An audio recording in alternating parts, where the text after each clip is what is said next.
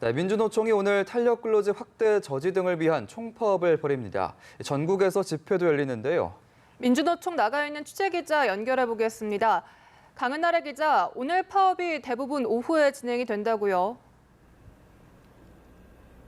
네, 그렇습니다. 본격적인 파업 투쟁은 아직 시작 전인데요. 민주노총은 주로 오후 시간에 사업장별로 4시간 이상 파업하고 지역별 집회를 이어간다는 계획입니다. 오늘 파업에는 전국에서 5만 명 정도가 참여할 것으로 예상됩니다. 수도권에서는 오후 2시 서울 여의도 국회 앞에 최소 5천 명이 모일 전망입니다.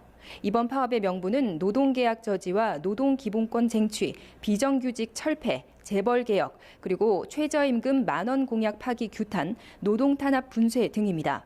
마침 오늘 국회 환경노동위가 노동계가 반대하고 있는 탄력근로제 단위기간 확대 문제를 놓고 타결을 시도하는데요. 이에 따라 총파업 대회 상황이 더 격렬해질 가능성이 있습니다. 법원은 질서 유지에 어려움이 예상된다면서 국회 주변 일부 구간에 대해서 행진을 허락하지 않은 상태입니다. 앞서 이재갑 고용노동부 장관은 파업 자제를 요청하면서 노조 활동이 법 테두리 내에서 이루어져야 한다고 강조했는데요. 불법 행위에는 엄정 대응하겠다는 뜻으로 풀이됩니다.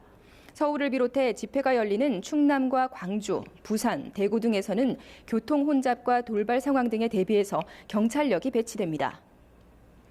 네, 그렇군요.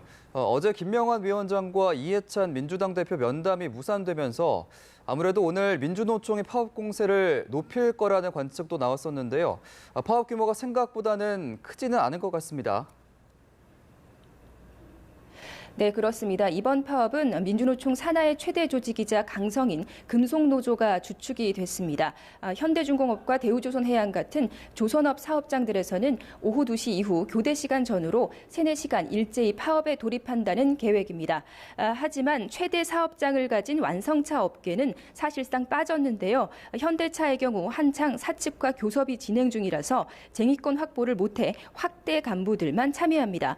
국회 앞 집회에 참가 인원 역시 당초 10,000명에서 5,000명 정도로 예상치가 반으로 줄었습니다. 정부와 교섭을 중단하면서 파업에 참여할지 관심을 모았던 학교 비정규직 연대회의의 경우에도 간부들만 일부 참여하고 급식 돌봄 비정규직 노동자들은 동참하지 않기로 했습니다.